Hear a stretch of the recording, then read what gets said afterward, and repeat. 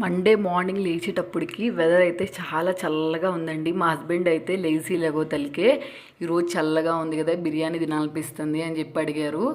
సరే అని చెప్పి ఫ్రిడ్జ్లో ఏమున్నాయా అని చూస్తే పన్నీర్ అయితే ఉంది. సరే పన్నీర్ బిర్యానీ చేద్దామని చెప్పి మార్నింగ్ లెగవంగానే ఫస్ట్ స్టార్ట్ చేసేసాను. పన్నీర్ బిర్యానీ రెసిపీ అయితే మన ఛానల్లో ఉంది, ఒకసారి చెక్ చేయండి.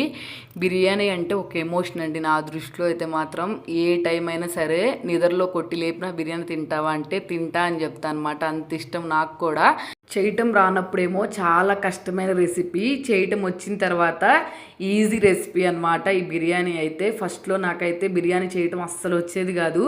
ఏదో ఒకటి మసాలా ఎక్కువైనా వేసేదాన్ని, లేకపోతే రైస్ సరిగ్గా కుక్ చేసేదాన్ని కాదు. కొన్ని రోజులు చేయగా బిర్యానీ కూడా చాలా పర్ఫెక్ట్గా చేయడం అయితే వచ్చేసింది. ఇప్పుడు ఎప్పుడు కావాలన్నా ఇన్స్టెంట్గా అప్పటికప్పుడైనా బిర్యానీ అయితే చేసేస్తాను. మా డాడీకి కూడా నేను చేసే బిర్యానీ అంటే భలే ఇష్టము. భలే ఫాస్ట్గా చేసావే అని అంటాడు ఎప్పుడు నేను చేసినా కానీ.